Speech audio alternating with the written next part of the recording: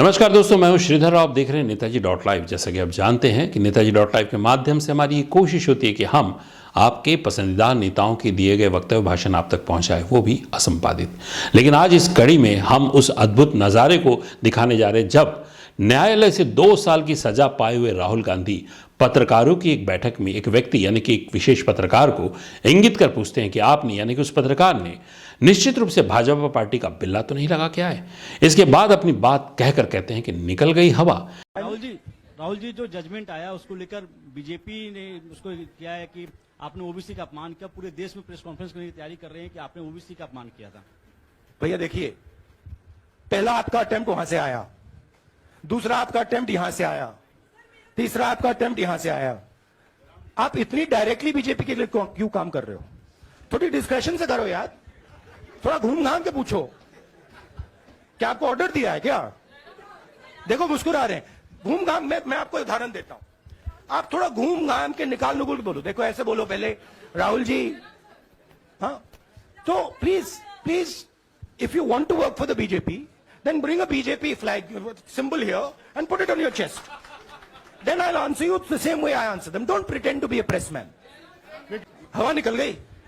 राहुल जी, हैरत की बात तो तब और भी होती है कि प्रेस कॉन्फ्रेंस में बैठे बाकी पत्रकार अपने ही साथी पत्रकार के अपमान के साक्षी बनते हैं, विरोध नहीं करते हैं, प्रेस कॉन्फ्रेंस के बहिष्कार की भी बात नहीं कहते।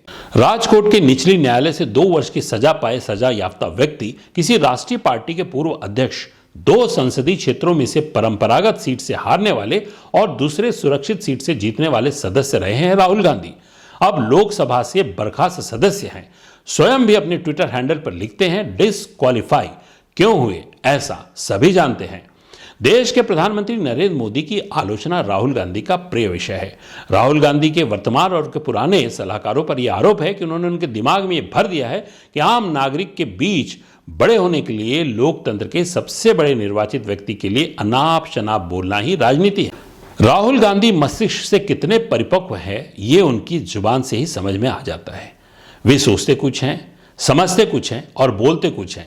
ये एक बार नहीं बल्कि बार बार अनेक सार्वजनिक मंच से ज्ञात होते रहा है। नीरव मोदी और ललित मोदी के लिए देश के कानूनी प्रक्रिया के तहत अनियमितताओं के मामले दर्ज हैं, लेकिन नरेंद्र मोदी के खिलाफ बीते 9 साल के प्रधानमंत्रित्व काल या गुजरात के मुख्यमंत्री के दौरान 11 साल के कार्यकाल में आर्थिक अनियमितताओं का कोई भी मामला किसी अधिकृत जांच एजेंसियों के यहां दर्ज नहीं है। ऐसे व्यक्ति के साथ चौकीदार शब्द जोड़कर या फिर 2 मोदी के साथ जोड़कर अपमानजनक शब्द सार्वजनिक रूप से बार बार कहना कानूनी पचड़े में पड़ने का पर्याप्त कारण बनता है। बात आती है आपको मीडिया में जगह देने वालों के प्रति आपकी भावना की। आपकी पार्टी को देश और राज्यों की सत्ता के बाहर होने के बाद एक धारणा बलवती होती गई है कि प्रिंट और electronic media Bharatiya Janata party के पक्ष में और विपक्षी पार्टियों के विपक्ष में खड़ी है। दूसरे शब्दों में मीडिया बिकाऊ है। अगर यह मान भी लिया जाए कि धन के मोह के चलते मीडिया साथ देने के लिए बेबस है, तो आपकी पार्टी देश की ग्रैंड ओल्ड पार्टी है। जितना चंदा सत्ता में होने के कारण आपकी पार्टी को मिला, उतना किसी अन्य पार्टी को अब तक नहीं मिल सकता। आप बिकाऊ मीडिया को क्यों नहीं खरीद लेते? नहीं खरीद सकते तो लाखों अरबपति आपकी पार्टी के सदस्य हैं।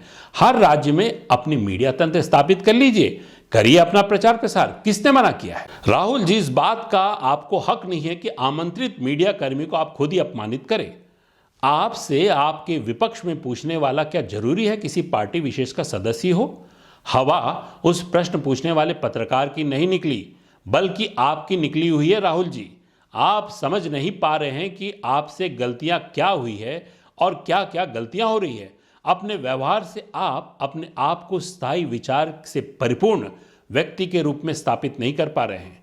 इस कारण हंसी के पात्र ज्यादा बनते जा रहे हैं। आपको मनन की जरूरत है। अपने सलाहकारों को सलाह दीजिए कि वे आपको पहले सुने और जब संतुष्ट हो जाए तो ही सार्वजनिक रूप से आप कहे। प्रेस कॉन्फ्रेंस में आप अपना लिखित बयान दे सकते हैं। बोलने की जहमत की जरूरत से बचने का बेहतर तरीका है।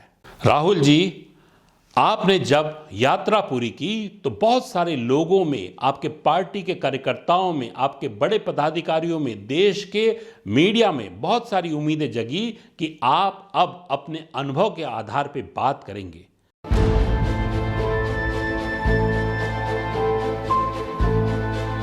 मेरा नाम राजगोपाल है, अनीश हैं और स्वामी जी सीताराम जी छत्तीसगढ़ से हैं।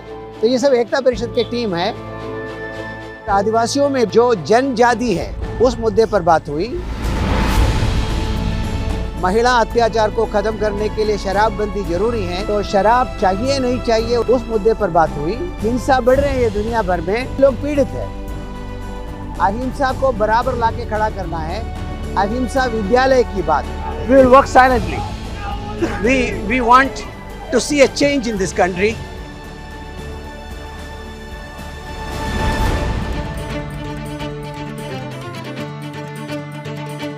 इस देश में जो प्रजातांत्रिक जो स्पेस कम हो रहा था, जिस कारण से सारे सामाजिक संस्थाओं के लोग, विपक्ष के लोग, सभी लोग परेशान हो रहे थे, एक प्रकार उनको भी ताकत मिला है कि पूरे ही सिविल सोसाइटी ऑर्गेनाइजेशन को जान मिला है।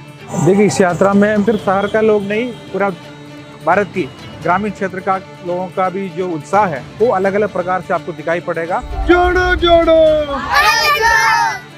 किस तरह से उनके सानिध्य में उड़ते बढ़ते उनको जो प्रेरणा देते हैं, उससे एक उनके अंतरात्मा में, राहुल की अंतरात्मा में भारत के प्रति एक ऐसा संवेदना जगह है कि कैसे हम इस देश को इस दुनिया के सामने कैसे खड़े कर सके, देश के युवाओं को एक मंच में कैसे ला सके। हम सब मिलके एक डायरेक्शन मिला है कि हम आदिवासियों के लिए, वंचितों के लिए, पीड़ितों के लिए मिलजुल के कैसे सेवा कर सकते हैं, उसका एक डायरेक्शन भी मिला है। तो यात्रा बहुत प्रभावशाली है।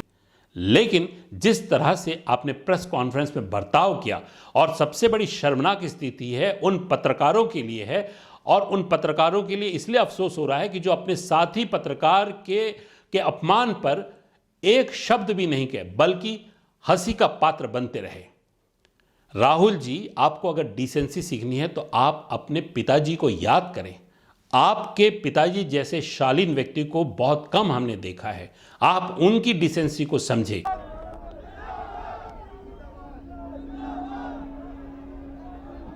बहनों और भाइयों, दोस्तों, मैं पहले तो आपसे बहुत क्षमा मांगता हूं कि इतनी देर हो गई आपके बीच में आने में, लेकिन ये सुबह से एक एक जगह थोड़ा थोड़ा बढ़ता गया है। यहां पहुंचते ये होगी। किसी भी प्रेस कॉन्फ्रेंस में आपका व्यक्तित्व इस तरह से होना चाहिए और आपके वक्तव्य इस तरह से होने चाहिए जिससे आपके प्रति सम्मान पैदा हो। आपकी एरोगेंसी, आपकी अपरिपक्वता आपके प्रेस कॉन्फ्रेंस में कभी कभी झलक जाती है, आप उसे सुधारें। पत्रकारों को अपमानित कर, पत्रकारों को किसी पार्टी विशेष से जोड़ने का आपको अधिकार नहीं है, और घर बुलाए हुए पत्रकार को अपमानित करने का तो विशेष अधिकार नहीं है। इसी कड़ी में नेताजी.live के माध्यम से हमने आपको सुझाव भी दिए, आपको चिताया भी है, और हम उन पत्रकारों का घोर विरोध करते हैं जो अपने साथी पत्रकार के अपमान पे कुछ शब्द भी नहीं कहे, प्रेस कॉन्फ्रेंस का बहिष्कार तक नहीं किया। अफसोस है उनकी पत्रकारिता पर। नमस्कार दोस्तों, इसी तरह हमारे इस चैनल में विशेष परिस्थितियों में हम विशेष विश्लेषण के साथ हाजिर होते रहेंगे। नेताजी.live में इसी तरह बने रहने के लिए आप हमारे इस चैनल को लाइक करें, शेयर करें, सब्सक्राइब करें। हमारी ये कोशिश होती है कि आपके पसंदीदा नेताओं के दिए गए वक्तव्य भाषण आप तक पहुंचाए, और कभी कभी उनके द्वारा की गई चूक को भी आप तक पहुंचाए, ताकि सार्वजनिक जीवन में रहने वाले नेता चेते कि उनकी जनता सिर्फ उनको पसंद ही नहीं करती है, वक्त आने पर उनसे नफरत भी करने लगेगी। उनके आचरण जो लोगों के लिए एक आदर होता है, एक आदर्श होता है, अपने आचरण को ना बदले। और खासकर तब आप जब किसी को आमंत्रित करते हैं अपने घर पे, आप किसी को आमंत्रित करते हैं अपने कार्यालय में, तो कम से कम उनका तो अपमान ना करें। चाहे व्यक्ति किसी भी पार्टी का रहे, चाहे व्यक्ति किसी विशेष विचारधारा का रहे, लेकिन जब वो आपके मेहमान हैं तो आप भी मर्यादाओं का उल्लंघन ना करें। हमारा ये सुझाव था राहुल गांधी से। राहुल गांधी से हमारी कोई व्यक्तिगत दुश्मनी नहीं है, और मैं आज नेताजी.live के माध्यम से, जैसे कि मैंने पहले कहा है, हमारे उन तमाम पत्रकार साथियों को भी इस बात से अवगत कराना चाहता हूं कि बेहद शर्मनाक स्थिति है जब आपके किसी साथी पत्रकार का अपमान होता है और आप हंसी उड़ाते हैं। आप उस प्रेस कॉन्फ्रेंस का बहिष्कार नहीं करते हैं।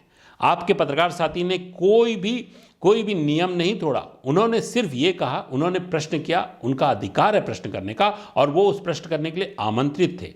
बेहद अफसोस है हमारे उन पत्रकार साथियों पे जिन्होंने चुप्पी साध रखी थी। नेताजी.live पे इसी तरह बने रहिए। नमस्कार।